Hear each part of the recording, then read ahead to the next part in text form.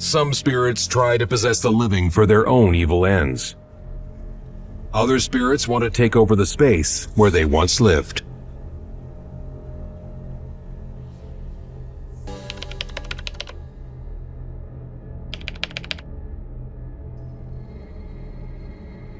Carrie Ann's Haunted Boutique, story number 26.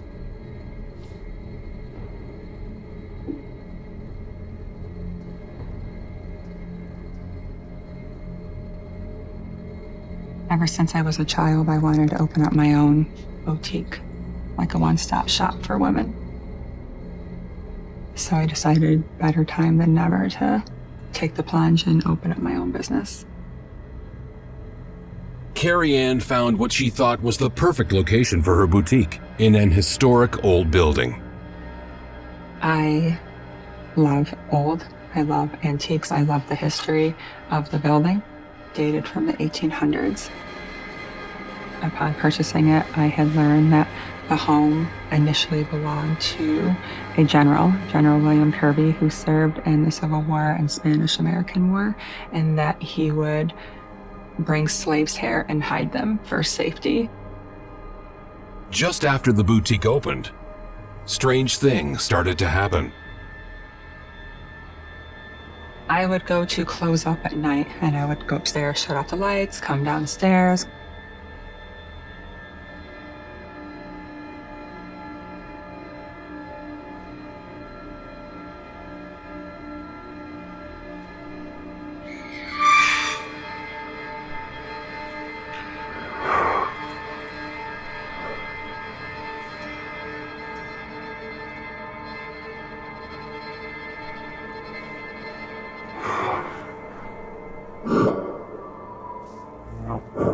Carrie Ann Sauron had just opened her dream business in a historic property, but there was more to the building than first met the eye. I would go to close up at night, and I would go upstairs, shut off the lights, come downstairs.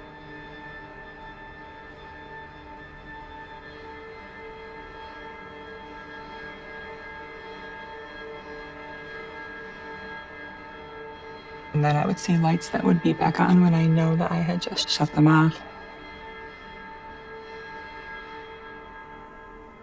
At first, I thought I was just overtired. My mind is playing tricks on me.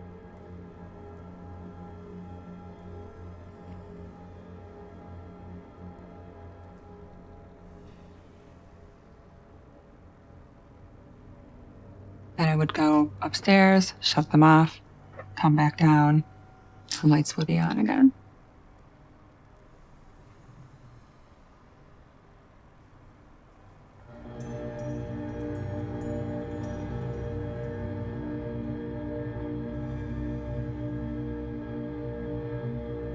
I had asked like a master electrician, and he basically laughed and said that it was impossible for that to happen. Nothing wrong. Paranormal activity can sometimes begin with small things like doors opening and lights flickering. A spirit is trying to initially get someone's attention. These are things they can manipulate because they are made of energy and they can interact with those electronic devices easier. And then it can escalate into something more than that. The weird activity started to increase.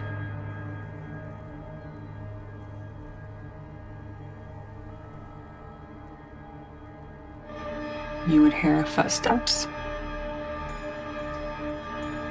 You would hear loud banging, whether it be pipes or loud banging on the walls. You would hear crying. You would hear some screams.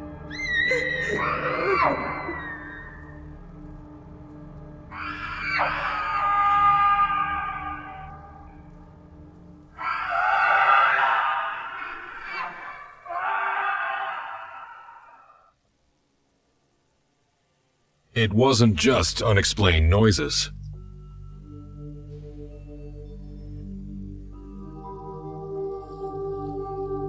The waters would be turned on hot, and in each sink, steaming hot water would be coming up.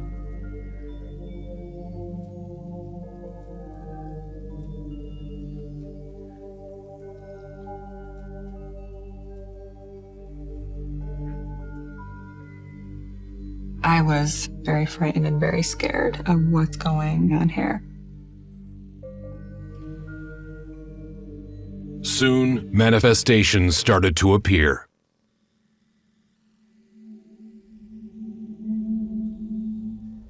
It was one Saturday. We were getting ready to close, and it was myself and one of the hairdressers.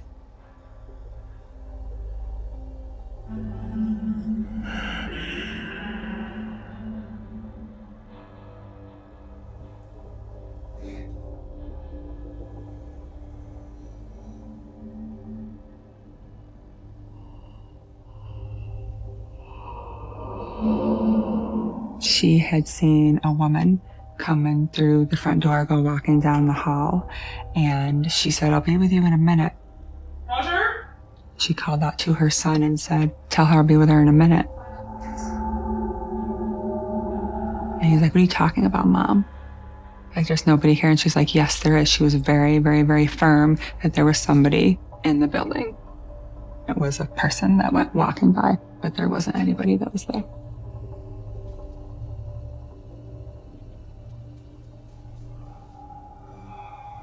It would take one more incident for Carrie Ann to admit the truth. Her boutique was haunted.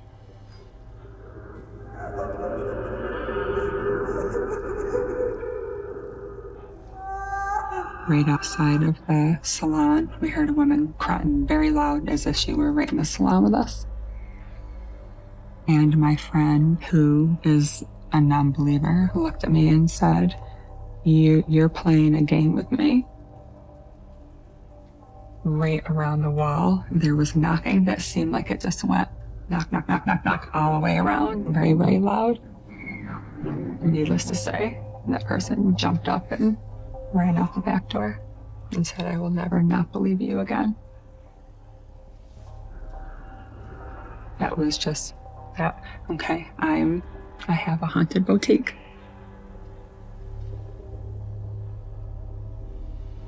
It wasn't long before the paranormal activity started to target Carrie Ann's son.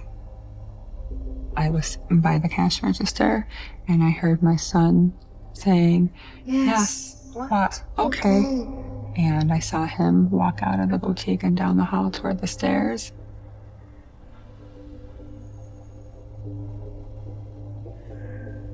Yes, what? Okay.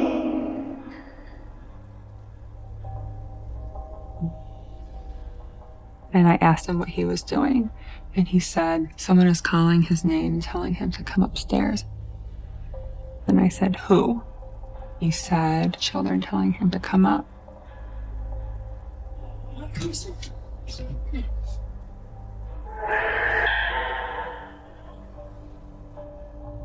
The harassment became more threatening.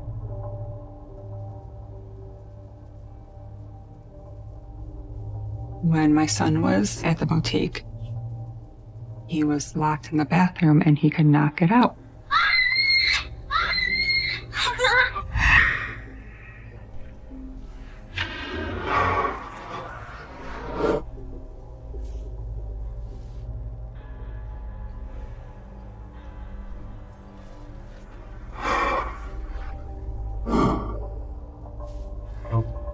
Strange things were happening in Carrie Ann's boutique, and now they were threatening her son, Carter. He was locked in the bathroom and he could not get out. Carter? I go, "Unlock it the way that you locked it." Carter? Open the door, honey. And then he started calling out and said that he could not get out. I go, "Unlock it the way that you locked it." And he said, "I can't reach it." And even on his tippy toes or even jumping, he was probably this far away from locking the door. The entity wasn't done with Carter yet, and things were about to get worse. As he walked by around the whole perimeter of the boutique,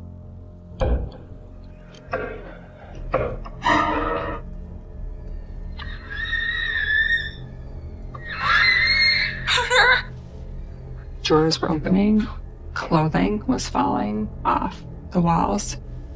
There was pictures that were shaking.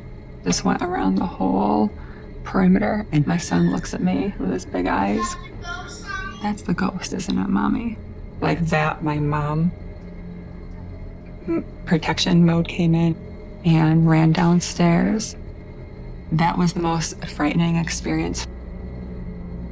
Terrified and afraid for her son's safety, Carrie Ann called in paranormal investigators. When I first met Carrie, she was nervous. She definitely had some stuff going on. She was concerned. She really wanted some answers. When we first set up, we bring IR cameras. We then go through with audio recorders to capture voices. There was one part in the basement way in the back that I just had a bad feeling. Didn't want to go back into that area.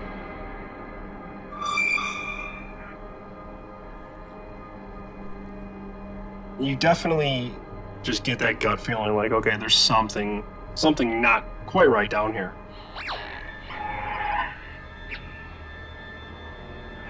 This is definitely a very highly active location.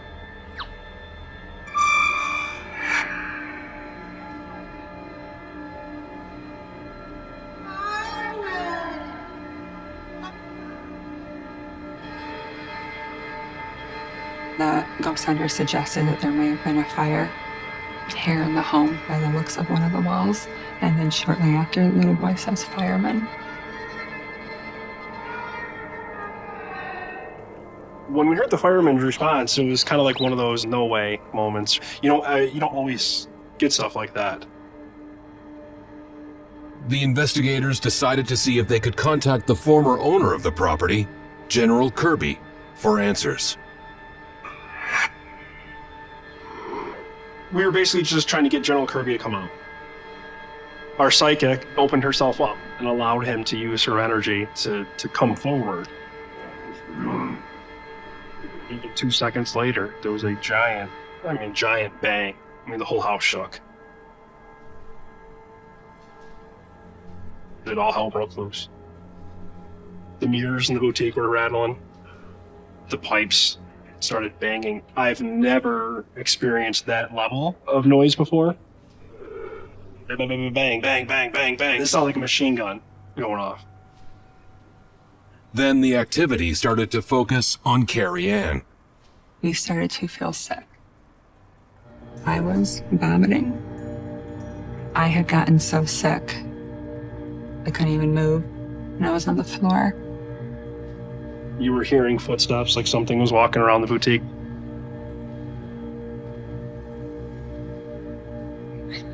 I had heard footsteps standing above me. I was so scared I couldn't even move. I felt like I was paralyzed.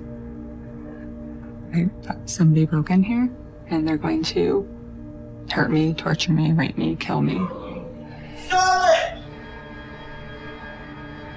And as soon as I yelled, "Hey, stop!" it just stopped. It just seemed just to go away. Making a demand of a spirit to stop certain activity can sometimes work because you're showing that you're in charge of the situation and the location rather than them.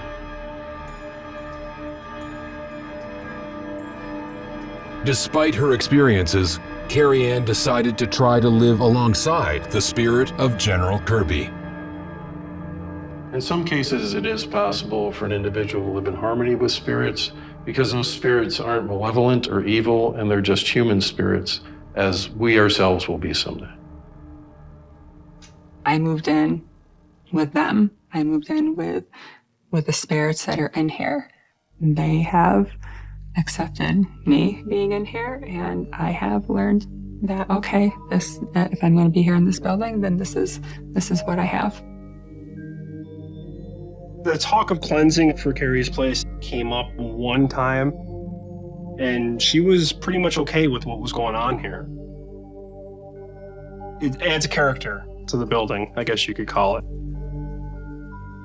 Mostly we feel the spirits here just want to be left alone.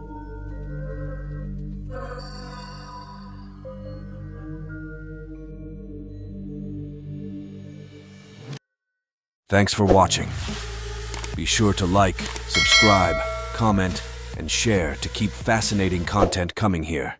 at Nightmare Nexus.